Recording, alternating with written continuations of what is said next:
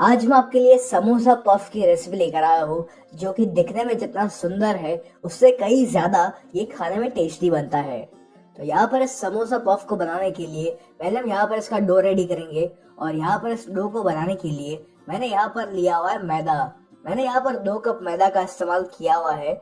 यदि आप यहाँ पर मैदा का इस्तेमाल नहीं करना चाहते तो फिर आप यहाँ पर गेहूं के आटे का भी इस्तेमाल कर सकते हो, या फिर आप चाहो तो 1 कप मैदा और 1 कप गेहूं का आटा डाल सकते हो। अब इसी के साथ साथ हम यहाँ पर इसमें ऐड करेंगे 1 बड़ी चम्मच नमक, या फिर आप अपने टेस्ट के अकॉर्डिंग नमक कम ज्यादा कर सकते हो। और बस फिर मैं इसको मिक्स कर रहा हूँ और इसके बीच में हमें इस प्रकार का एक गड्ढा बनाना है। आप चाहो तो यहाँ पर इस डो में थोड़ी सी अजवाइन का भी इस्तेमाल कर सकते हो। और फिर हम इसमें मोइन ऐड करेंगे। तो मैंने यहाँ पर तेल का इस्तेमाल किया हुआ है। आप चाहो तो यहाँ पर घी का भी इस्तेमाल कर सकते हो। यदि आप चाहते हो कि आपके जो समोसे हैं वो एकदम ही क्रिस्पी बने तो फिर आप यहाँ पर तेल का इस्तेमाल करें। लेकिन यदि आप चाहते हो कि जो समोसे हैं ये कचौड़ी की तरह खस्ता बने तो फिर आप यहाँ पर घी का इस्तेमाल करिए। बाजार में तो हलवाई जो होते हैं वो वनस्पति घी का इस्तेमाल करते हैं, लेकिन मुझे यहाँ पर एकदम ही क्रिस्पी क्रिस्पी समोसा पसंद है, इसलिए मैं यहाँ पर तेल का इस्तेमाल कर रहा हूँ। सबसे जो इम्पोर्टेंट चीज होती है समोसे के अंदर वो होता है उसका डो।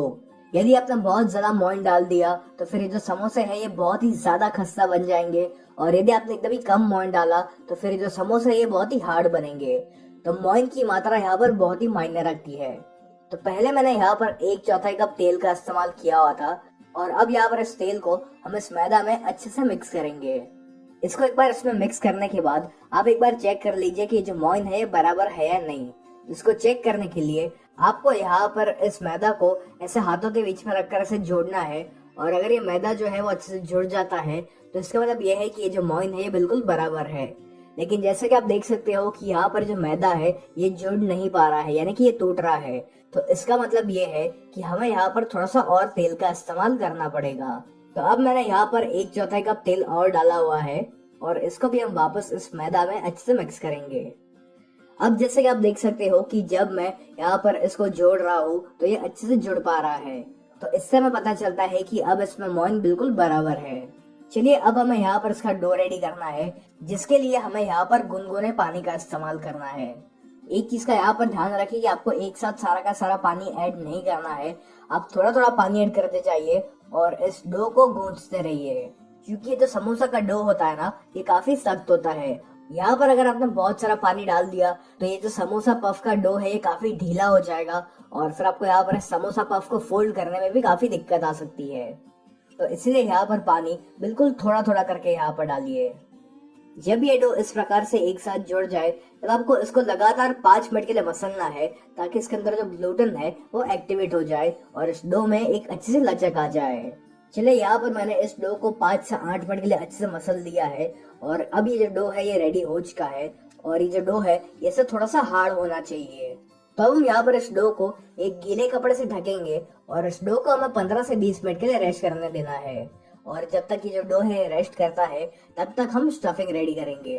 तो यहाँ पर इस बहुत ही बढ़िया से स्टफिंग को बनाने के लिए आपको यहाँ पर एक पैन में या फिर एक कढ़ाई में 3 से 4 बड़ी चम्मच तेल डालना है, और फिर हम यहाँ पर इस तेल को अच्छे से गर्म होने देंगे। तेल जब गर्म हो जाए तब हमें यहाँ पर इसमें डालना है आधा छोटी चम्मच क्यूमिन सीड्स यानी कि जीरा, और अब हम यहाँ पर इस जीरा को अच्छे से स्प्लटर होने देंगे। यहाँ पर जो समोसा पफ का हम नाश्ता बना रहे हैं ये खाने में इतना टेस्टी बनता है और दिखने में भी इतना अच्छा है ना कि मुझे यकीन है कि इस वीडियो को पूरा देखने के बाद आप इस समोसा पफ की रेसिपी को तुरंत ट्राई करोगे। जब जीरा में से एक अच्छी सी खुशबू आना शुरू हो जाए तब आपको यहाँ पर इसमें डालना है आधा छोटी चम्मच सौंफ यानी कि फेनल सीड्स, जिसको हम वरिया लीफ भी कहते हैं। यहाँ पर सौंफ का इस्तेमाल करना ऑप्शनल है, लेकिन यदि आपको इसका टेस्ट पसंद है तो आप इसे यहाँ पर जरूर डालें। इसका बहुत ही बढ़िया सा फ्लेवर आता है। फिर मैंने यहाँ पर 5 से 6 कड़ी पत्ता को इसमें तोड़कर ऐड किया है। अब इसी के साथ साथ हमें यहाँ पर डालना है 1/4 टीस्पून हींग यानी कि एसोफोटिडा, 1 बड़ी चम्मच अदरक और हरे मिर्च की पेस्ट। यदि आपके पास ये पेस्ट ना हो तो आप अदरक को घिस कर और हरे मिर्च को एकदम बारीक बारीक चॉप करके यहाँ पर डाल सकते हो। अब बस हमें यहाँ पर हम सभी को मीडियम फ्लेम पर 1 मिनट के लिए भूनना है, ताकि जो अदरक और हरे मिर्च की पेस्ट का कच्चापन है वो चला जाए। यहाँ पर 1 मिनट हो चुकी है, तो अब मैं यहाँ पर इसमें डाल रहा हूँ मटर। मैंने यहाँ पर 1/4 कप मटर का इस्तेमाल किया हुआ है, और इनको मैंने आलू के साथ साथ ही थोड़ा सा बॉईल करके रखा हुआ था। अब इन मटर को भी हम यहाँ पर 1 मिनट के लिए पकाएंगे। अब बारी आती है इसमें मसाले डालने की। तो पहले मैंने यहाँ पर इसमें डाला है 1 बड़ी चम्मच लाल मिर्च पाउडर। मैंने यहाँ पर एक कश्मीरी लाल मिर्च पाउडर का इस्तेमाल किया हुआ है, जो कि उतना तीखा नहीं होता। यदि आप ये नाश्ता अपने बच्चों के लिए बना रहे हो तो यहाँ पर लाल मिर्च पाउडर कम इस्तेमाल करें। फिर इसमें जाएगा 1 छोटी चम्मच गरम मसाला, 1 छोटी चम्मच धनिया जीरा पाउडर यानी कि कोरिएंडर क्यूमिन पाउडर, और 1/4 टीस्पून आमचूर पाउडर यानी कि ड्राई मैंगो पाउडर। यदि आपके पास आमचूर पाउडर ना हो तो फिर आप यहाँ पर चाट मसाला भी डाल सकते हो। और सबसे आखिर में हम यहाँ पर इसमें ऐड करेंगे स्वाद अनुसार नमक। मैंने यहाँ पर 1 चम्मच नमक का इस्तेमाल किया हुआ है। और बस हम यहाँ पर इन सभी चीजों को अच्छे से मिक्स करेंगे और इन मसालों को हम तकरीबन 1 मिनट के लिए मीडियम फ्लेम पर पकाएंगे, ताकि मसाले का जो कच्चापन है वो चला जाए। यदि आपको यहाँ पर कसूरी मेथी का फ्लेवर पसंद है तो वो भी आप यहाँ पर इसमें डाल सकते हो। और काफी सारे हलवाई यहाँ पर साबुत धनिया को क्रश करके इस्तेमाल करते हैं, तो आप चाहो तो उसका भी यहाँ पर इस्तेमाल कर सकते हो। चलिए, यहाँ पर जो मसाले हैं ये भी अच्छे से पक चुके हैं। तो अब बारी आती है इसमें बॉईल किए हुए आलू डालने की। तो मैं यहाँ पर 3 मीडियम साइज के उबले हुए आलूओं का इस्तेमाल कर रहा हूँ और आलूओं को हमें यहाँ पर इसमें मैश करते हुए डालते जाना है। सबसे इम्पोर्टेंट चीज यहाँ पर यह है कि जो आलू है ये गरम गरम नहीं होने चाहिए। आलूओं को उबालने के बाद आप उसको पूरी तरीके से ठंडा होने दें और उसी के बाद आप आलूओं को इस्तेमाल करिए। यदि आलू गरम गरम होंगे तो फिर आपका जो स्टफिंग है ये बहुत ही चिपचिपा बनेगा। तो इसीलिए जब भी आप कोई भी आलू का स्टफिंग बनाते हो तो यहाँ पर ठंडे आलू का ही इस्तेमाल करें। अब यहाँ पर एक मैशर की सहायता से मैं इन सभी चीजों को अच्छे से मिक्स और मैश कर रहा हूँ। चलिए, यहाँ पर हमारा ये बहुत ही टेस्टी सा आलू का स्टफिंग बनकर रेडी हो चुका है। तब सबसे आखिर में हम यहाँ पर इसमें डालेंगे थोड़ा सा कोरिएंडर यानी कि धनिया। चलिए, यहाँ पर जो आलू का स्टफिंग है ये बनकर रेडी हो चुका है। तो अब हम यहाँ पर स्टफिंग को पूरी तरीके से ठंडा होने देंगे। और यहाँ पर डो को भी रेस्ट किए हुए लगभग 15 से 20 मिनट हो चुकी है। तो अब आपको यहाँ पर इस डो को वापस 1-2 मिनट के लिए मसलना है। और अब हम यहाँ पर इस डो में से मीडियम साइज के बॉल्स रेडी करेंगे। अभी जो डो है ये काफी सख्त है, इस वजह से इस डो के अंदर काफी सारे क्रैक्स आएंगे। तो इसलिए आपको यहाँ पर इसको अच्छे से प्रेस करते हुए इसको गोल शेप देना है, ताकि इसमें क्रैक्स ना आ पाए। चलिए, यहाँ पर ये बॉल बनकर रेडी हो चुका है और इसी तरह आपको बाकी सारे बॉल्स को भी बनाकर रेडी करना है। लेकिन आप जितने भी बॉल्स बना रहे हो सके तो उनकी साइज को सेम ही रखें, ताकि जो समोसा पफ हम बनाएंगे वो सभी एक समान दिखे। चलिए, अब यहाँ पर एक चकले के ऊपर या फिर किसी भी एक फ्लैट सरफेस के ऊपर आपको इस डो को रखना है और इसको बेलना है। आमतौर पर जब हम समोसा को बनाते हैं तब हम यहाँ पर इस डो को थोड़ा सा मोटा बेलते हैं, लेकिन यहाँ पर इस समोसा पफ को बनाने के लिए आपको इस डो को थोड़ा सा पतला बेलना पड़ेगा।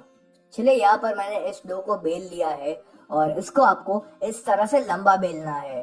अब हम यहाँ पर क्या करेंगे कि इसमें से हमें एक रेक्टेंगल बनाना है। तो ये जो साइड के किनारे हैं इनको आप एक बार कट कर लीजिए और जो किनारे हमने कट किए हुए हैं इसका आप वापस इस्तेमाल कर सकते हो। तो अब मैं आपको यहाँ पर समोसा पफ को फोल्ड करने की टेक्निक दिखाऊंगा। तो यहाँ पर इसको फोल्ड करने के लिए आपको इसके किसी भी एक कोने को अंदर की तरफ लेकर आना है, यानी कि जो हम आलू का स्टफिंग डालेंगे वो हमें यहाँ पर डालना पड़ेगा। तो मैंने यहाँ पर 1 चम्मच आलू का स्टफिंग यहाँ पर डाला हुआ है। बहुत ज्यादा भी स्टफिंग यहाँ पर मत भरिएगा, वरना फिर आपको इसको फोल्ड करने में काफी दिक्कत आ सकती है।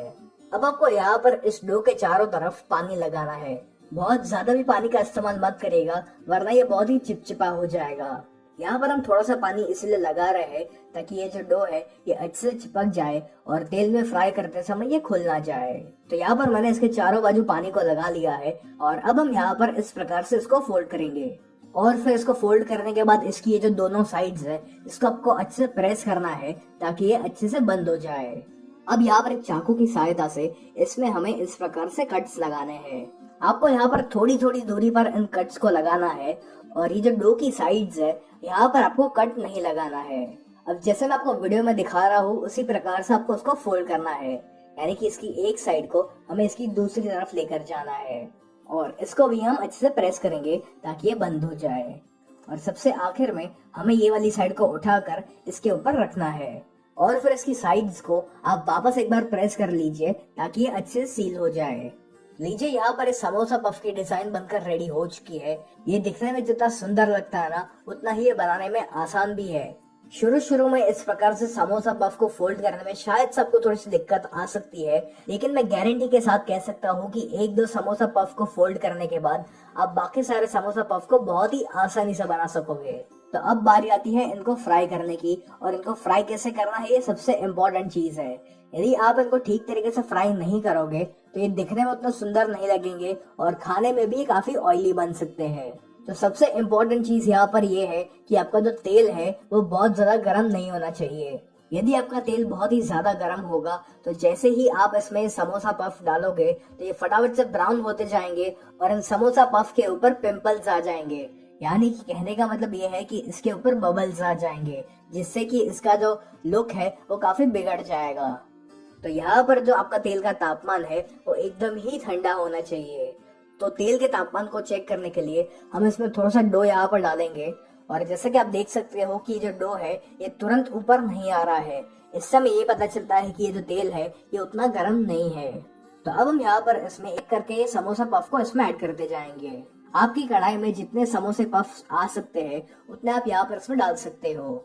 अब आपको यहाँ पर इन समोसा पफ को स्लो फ्लेम पर तब तक फ्राई करना है जब तक ये सुनहरे यानी कि गोल्डन ब्राउन और क्रिस्पी नहीं हो जाते हैं। इनको अच्छी तरीके से फ्राई करने में तकरीबन 8 से 10 मिनट लग सकती है। तो बीच बीच में आप इसको पलटते भी रहिएगा। यदि आप यहाँ पर इन समोसा पफ को फ्राई नहीं करना चाहते तो फिर आप यहाँ पर इसको एक एयर फ्रायर में भी बना सकते हो या फिर इनको बेक भी कर सकते हो। तो यहाँ पर इनको बेक करने के लिए आप इसको एक प्री हीटेड ओवन में 180 डिग्री पर तकरीबन 15 से 20 मिनट के लिए बेक करिए। चलिए यहाँ पर जो समोसा पफ्स है ये अच्छे से फ्राई हो चुके हैं, काफी बढ़िया सा कलर भी आ चुका है इसके ऊपर। तो अब हम यहाँ पर इनको बाहर निकाल लेंगे। इनको आप एक टिश्यू पेपर पर निकाल लीजिए ताकि जो भी एक्सेस ऑयल हो वो एब्जॉर्ब हो जाए। तो लीजिए यहाँ पर एक गर्मा गर्म समोसा पफ बनकर रेडी हो चुके हैं। ये दिखने में जितने सुंदर है उससे कई गुना ज्यादा ये खाने में टेस्टी बनते हैं। तो अब मैं आपको यहाँ पर एक समोसा पफ को तोड़ करके दिखाता हूँ।